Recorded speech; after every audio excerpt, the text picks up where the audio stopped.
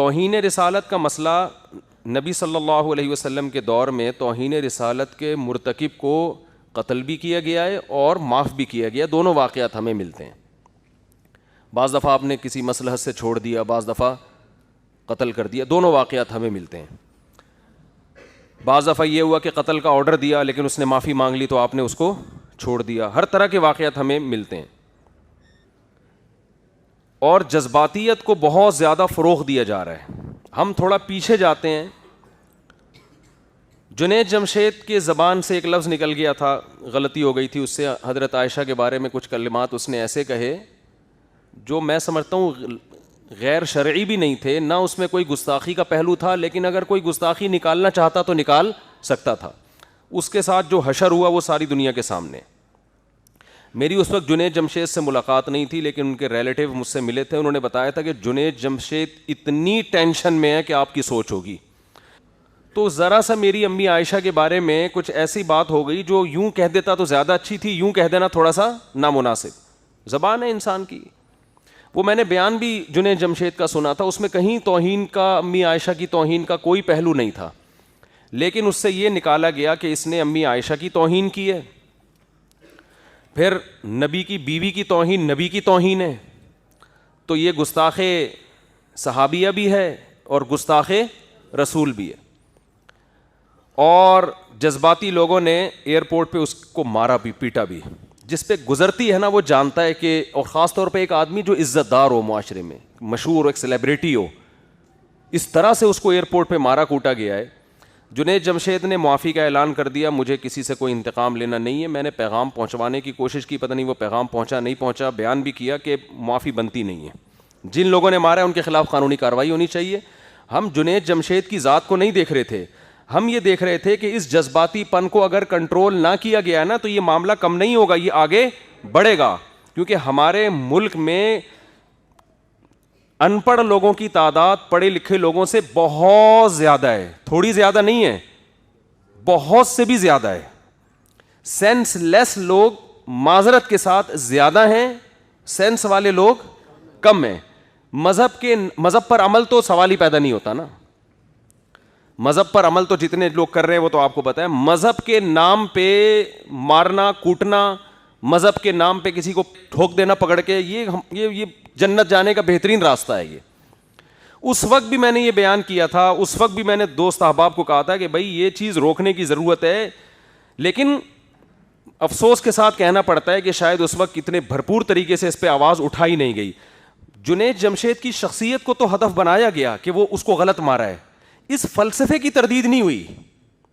بات آ رہی ہے سمجھ میں؟ بھائی ایک شخص کی ذات کو کیوں دیکھ رہے ہو؟ کل کسی اور کی زبان سے بھی الفاظ نکل سکتے ہیں ایسے. ڈاکٹر ذاکر نائک کی زبان سے ایک لفظ نکلیا کہ نبی صلی اللہ علیہ وسلم کے بارے میں مردہ ہیں یا اس طرح کے کوئی لفظ, اس پہ جو ایشو کھڑا کیا. یہ نہیں دیکھ رہے کہ ایک آدمی ہزاروں لوگوں کے اسلام میں داخلے کا سبب بن رہا ہے, وہ نبی کے مشن کی تکمیل کر رہا ہے, مگر زبان کی جو غلطیاں ہیں ان کو پکڑا جا رہا ہے. سرگودا میں بے نظیر صاحبہ جب وہ اپنے دور میں وہ آئیں بیان کر رہی تھیں تو انہوں نے بیان کے دوران اذان ہونے لگی, تو اردو ان کی اتنی اچھی نہیں ہے, انہوں نے کہا اذان بج رہا ہے آپ لوگ خاموش ہو جائیں. اس وقت میڈیا اتنا فاسٹ نہیں تھا. میں نے ساتھیوں سے کہا کہ اگر میڈیا اتنا فاسٹ ہوتا نا جتنا آج ہے تو بے نظیر صاحبہ کو بھی جذباتی لوگوں نے معاف نہیں کرنا تھا, یہ کہنا تھا کہ اذان کی توہین کی انہوں نے. سمجھنے بات کو.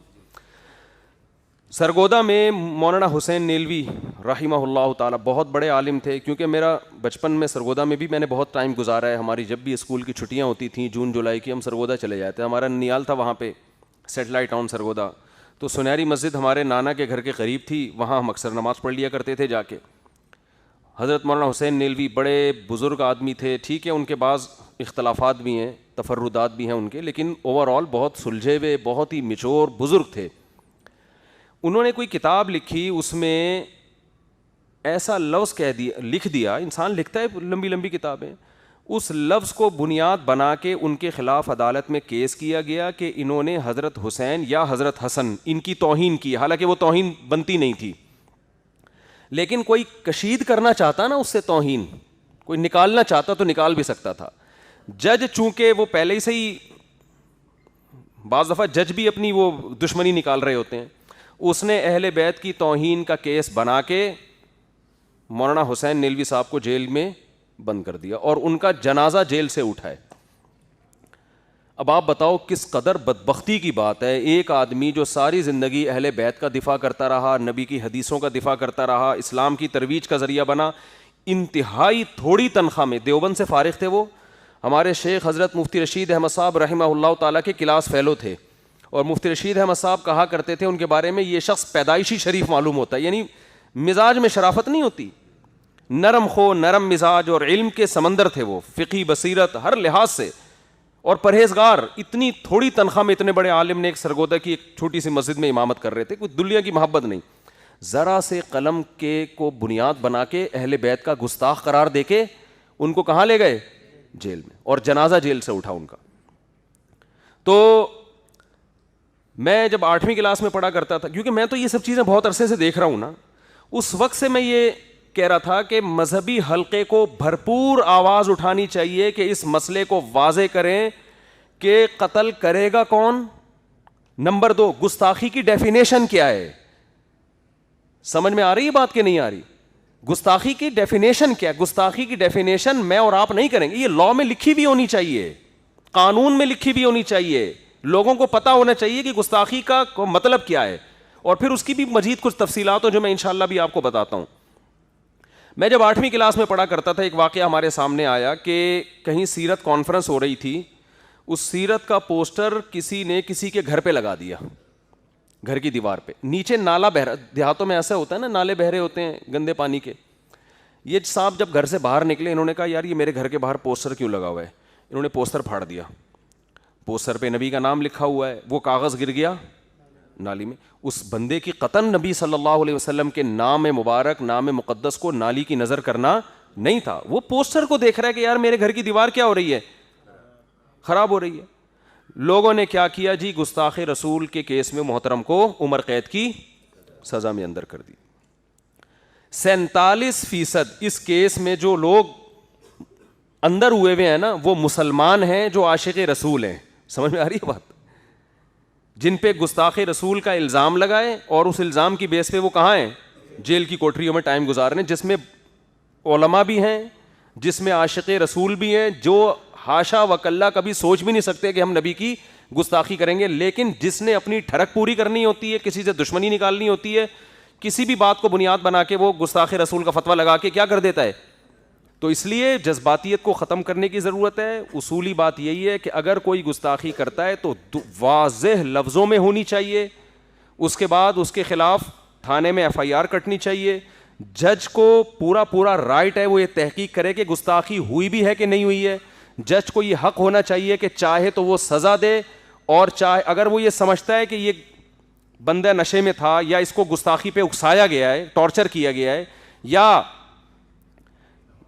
اس کا ذہنی توازن ٹھیک نہیں ہے, یا گستاخی, اس میں دونوں پہلو نکلتے ہیں, تو پھر جج کو یہ حق ہونا چاہیے کہ وہ کیس ختم کر دے. اس کو تحفظ ہونا, اور وکیلوں کو بھی ہونا چاہیے.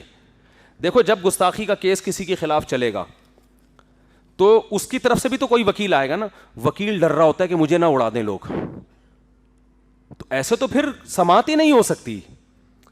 بھائی جس آدمی پہ دعویٰ کیا لوگوں نے کہ اس نے نبی کی گستاخی کی ہے, تو کیس عدالت میں چلے گا نا. تو کیس چلنے کے لیے ضروری ہے کہ ایک عوام کی طرف سے نمائندہ اور ایک نمائندہ اس کی طرف سے بھی ہو. اس کی طرف سے نمائندہ بنتے ہوئے لوگ ڈر رہے ہوتے ہیں کہ ہمیں بم سے اڑا دیں گے لوگ, کہ گستاخ کا. ابے پہلے ثابت تو ہونے دو کہ گستاخ ہے بھی کہ نہیں ہے. تو اس لیے اللہ کا واسطہ کچھ جذباتی پن کو ختم کریں, اور یہ جو نعرے اور جذباتی تقریریں, اس سے قوم کو کوئی فائدہ ہونے والا نہیں ہے. اپنے اندر کچھ تحمل پیدا کریں. نبی کی سیرت ہمارے سامنے, وہ پیشاب کر رہے ہیں, آپ صلی اللہ علیہ وسلم ان کو بلا کے محبت سے سمجھایا.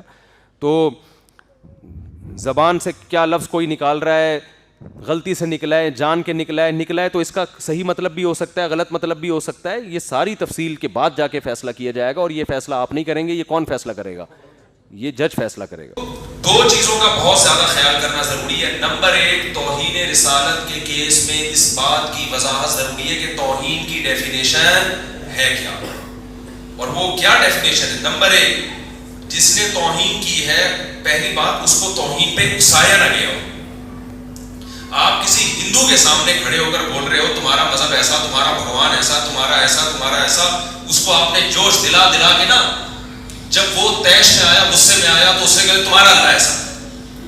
تو غلطی ہندو کی ہے یا آپ کی ہے؟ آپ نے فوراً بات ریکارڈ کی اور عدالت میں جا کے کیس کر دیا اس کے خلاف, تو کیس بنتا ہے یہاں پہ. تو آپ اگر اس کو اکسا رہے ہو تو قرآن کہہ رہا ہے وَلَا تَسُبُّوا الَّذِينَ يَدْعُونَ مِن دُونِ اللَّهِ فَيَسُبُّوا اللَّهَ عَدْوًا بِغَيْرِ عِلْمٍ.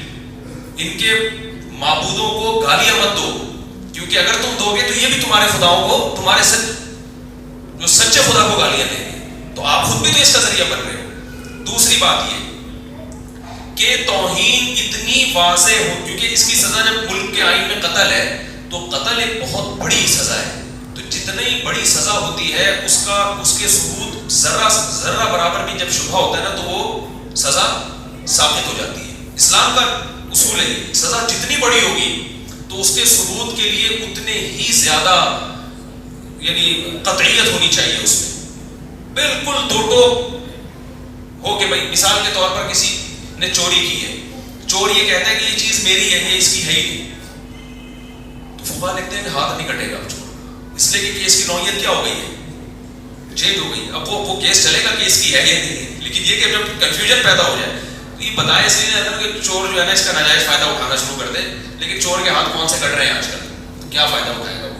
تو لیکن اس فقہا نے لکھا ہے کتابوں میں, چور کہتا ہے بھائی یہ تو میری اپنی چیز ہے, تو کیس کی نوعیت کیا ہو گئی, کیونکہ ہاتھ کٹنا بہت معمولی سا بھی شبہ جرم میں آ جائے گا تو ہاتھ نہیں, تو ہاتھ کٹنا زیادہ بڑا مسئلہ ہے یا گردن کٹنا کسی کی, تو گردن کاٹنے کے لیے ثبوت بہت مضبوط ثبوت چاہیے.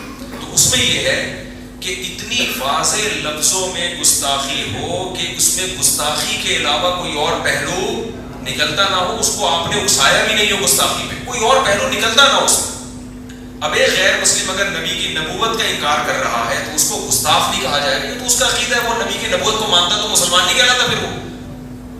کوئی قادیانی اگر ختم نبوت کا انکار کر رہا ہے تو ٹھیک ہے, ہماری نظر میں یہ گستاخی ہے, لیکن یہ اس کا عقیدہ ہے جو 100% غلط ہے, ہم اس کو غیر مسلم تو کہیں گے اس بیس پہ, اور ہم اپنے نظریے کے مطابق اس کو گستاخ بھی کہہ سکتے ہیں, لیکن لا کے حساب سے وہ گستاخی جس میں قتل کی سزا ہے اس گستاخی کے احکام لاگو یہ اس گستاخی میں داخل نہیں ہے جس کی سزا قتل ہے.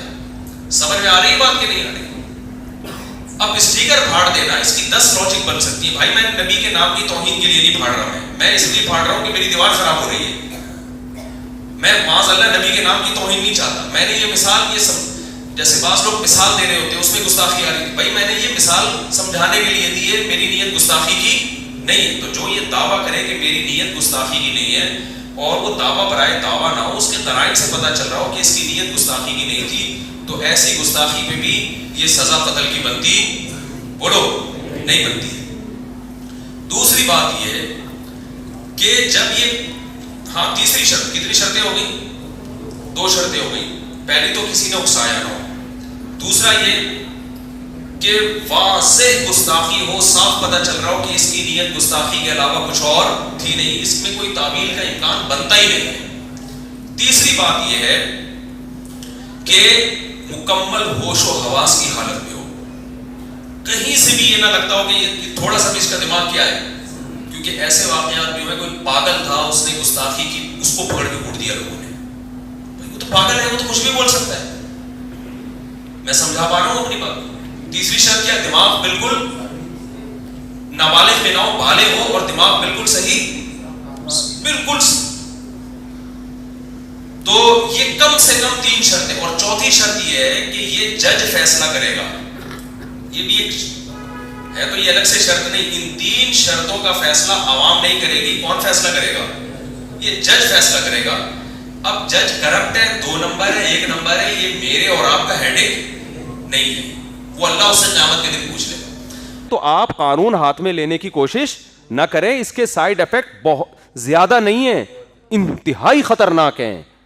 اور آپ کو کیا پتا, آپ کے ملک کا جو امیج ابھی دنیا کے سامنے گیا اتنا بھیانک گیا ہے نا کہ اسلام کا امیج, یہ بیان میرا انگریز تھوڑی سنے گا بیٹھ کے کہ ان کے مفتی تقی عثمانی صاحب کیا کہہ رہے ہیں, طارق مسعود صاحب کیا کہہ رہے ہیں اور مفتی محمد صاحب کیا کہہ رہے ہیں, یہ گورا تھوڑی سنے گا. گورا تو یہ دیکھے گا کہ ہو کیا رہا ہے ان کے ملک کے اندر, کس قدر بے دردی سے ایک آدمی کو قتل کیا گیا, جلایا گیا, اور پھر ناچ بھی رہے ہیں اور نبی کے نعرے بھی لگائے جا رہے ہیں. یہ جہالت ہے اور یہ ہونا تھا, کیونکہ اس کو مذہبی طبقے کی طرف سے جتنا کنٹرول کرنا چاہیے تھا وہ کنٹرول, یہ گورنمنٹ کی بھی ذمہ داری ہے, گورنمنٹ پر لازم ہے کہ ان تمام لوگوں کو پکڑ کے سزا دے وہ, لیکن مذہبی طبقے کی ذمہ داری زیادہ ہے کیونکہ یہ شعبہ مذہب کا ہے. ان کی ذمہ داری زیادہ ہے کہ وہ لوگوں کو جذباتیت سے نکالیں. ناموس رسالت ہم سب کا مسئلہ ہے, اور میں جتنے حکومتی لوگوں سے ملا ہوں, چاہے وہ نواز شریف کے ہوں, چاہے وہ پی ٹی آئی کے ہوں, جے یو آئی کے تو ہیں, وہ تو ساری ہیں علماء, کسی بھی چاہے وہ پیپلز پارٹی کے ہوں, سارے الحمدللہ جو بھی کلمہ گو ہے الحمدللہ ناموس رسالت کے تحفظ کی بات کرتا ہے, نبی سے دل سے. مسلمان کتنا ہی گناہگار کیوں نہ ہو, کوئی بھی مسلمان ایسا نہیں ہے جو رسول اللہ صلی اللہ علیہ وسلم کی گستاخی برداشت کرتا ہو. تو اس میں کچھ لوگ فنٹر بنے ہوئے ہیں, وہ سمجھتے ہیں یہ جتنے ہمارے اسمبلیوں میں لوگ بیٹھے ہوئے ہیں یہ گستاخ رسول کو سارے سپورٹ کرتے ہیں, یہ سارے جو ہے نا قانون کو تبدیل کرنا چاہتے ہیں. قانون کی تبدیلی کی باتیں ہوتی ہیں, بیرونی دباؤ ہوتا ہے, لیکن ایسا نہیں ہے کہ کوئی بھی ان میں دل سے راضی ہو کہ ان کو کیا فائدہ ہے اس قانون کے ہونے نہ ہونے سے. تو جذباتیت سے ہٹ کے بات کرنی پڑے گی. یہ جو زبانیں لڑکتی ہیں, فوراً گستاخی کا فیصلہ, فوراً گستاخی کا فتویٰ, یہ بہت خطرناک معاملہ ہے. یہ نبی صلی اللہ علیہ وسلم کی تعلیمات نہیں ہیں. آپ جب قانون اس طرح کا ایسی حساس معاملے میں ہاتھ میں لیں گے تو میرے بھائی اس سے کوئی خیر نہیں پھوٹے گی. اور کچھ لوگ بند کمرے میں بیٹھ کے یہ سمجھتے ہیں کہ نہیں ایسا ہونا چاہیے. جب آپ دنیا میں پھریں گے, چلیں گے, آپ نے جب ملک کو بھی چلانا ہے نا, جب آپ اس سطح پہ جا کے سوچیں گے تو پھر آپ کی رائے 100% چینج ہو جائے گی. بستر پہ لیٹے ہوئے ہو, بند کمرے میں بیٹھے ہوئے, تو اڑا دو ادھر بھی, اس کو اڑا دو سالے کو, اس کو بم سے اڑا دو, اس کو یوں کر دو, کرتے رہو, آپ کا کیا جا رہا ہے اس میں. تو جب گورنمنٹ چلانی ہوتی ہے, ملک کو ترقی کی راہ پہ گامزن کرنا ہوتا ہے, تو بین الاقوامی حالات بھی دیکھے جاتے ہیں کہ آپ اتنے فنٹر بننے کی کوشش نہ کرو کہ جیسے آپ دنیا میں سب سے بڑی پاور آپ ہی ہو, اور اس میں کسی دوسرے ملک کے شہری کو مار دینا یہ ہلکا جرم نہیں سمجھا جاتا, یہ بہت بڑا جرم سمجھا جاتا ہے پوری دنیا میں. کہ آپ کے ملک پاکستان ابھی گرے لسٹ سے نکالنے کی کوشش ہو رہی تھی, اس کے بعد اب آئندہ پتہ نہیں کیا ہوتا ہے. تو اس جذباتیت کو ختم کرنے کی ضرورت ہے. نہ یہ اسلام کے مطابق ہے اور نہ یہ نبی کی سیرت ہے. چند دن پہلے میں طلبہ کو حدیث پڑھا رہا تھا, بخاری مسلم کی حدیث ہے. رسول اللہ صلی اللہ علیہ وسلم کے دور میں مسجد میں ایک دیہاتی آیا اور کھڑے کھڑے مسجد میں پیشاب کرنے لگا. دیہاتی لوگ زیادہ ادب و آداب سے واقف نہیں ہوتے, تو صحابہ دوڑے اس کو, یہ نہیں کہ قتل کرنے کے لیے, پکڑنے کے لیے. نبی نے پکڑنے سے بھی روک دیا کہ نہیں. وجہ اس کی ہے کہ جب کوئی پیشاب کرنا شروع کرتا ہے اس کو درمیان میں روکنا ممکن نہیں ہوتا. اب ہو رہا ہے تو کرنے دو اس کو. اور آپ نے کیا فرمایا, انما بعثتم میسرین, اللہ نے تمہیں آسانیاں پیدا کرنے والا بنا کے بھیجا ہے, مشکل میں لوگوں کو ڈالنے کے لیے پیدا نہیں کیا اللہ نے. تو کتنی زبردست ترغیب. بھائی ایک دیہاتی ہے, وہ مسجد کے آداب سے واقف. ہم اگر مسجد نبوی ہے بھی کون سی بتاؤ, ہم ہوتے تو ہم تو گستاخے, پہلے تو مسجد نبی کی گستاخی کا فتویٰ لگتا, اور مسجد نبی کی گستاخی حقیقت میں کس کی گستاخی ہے, نبی کی گستاخی ہے. میرا خیال ہے نبی کے منع کرنے سے پہلے اس کا انا للہ ہو چکا ہے. تو آپ صلی اللہ علیہ وسلم نے فرمایا کہ اس کو کرنے دو پیشاب. جب کر لیا تو پھر آپ نے اس کو محبت سے بلایا, سمجھایا کہ یہ مسجد اس کی جگہ نہیں ہے, کرنے دیا پورا کہ بھئی اب آدھا نہیں روکے گا. تو غیر مسلم بھی جو اسلام کو نہیں جانتا ہے اس کے لیے اصول کچھ اور ہیں, مسلمان کے لیے اصول کچھ اور ہیں. اس کو کیا پتا کہ یہ اسٹیکر ان کے ہاں ڈسٹ بن میں پھینکنا گستاخی سمجھا جاتا ہے ان کے ہاں.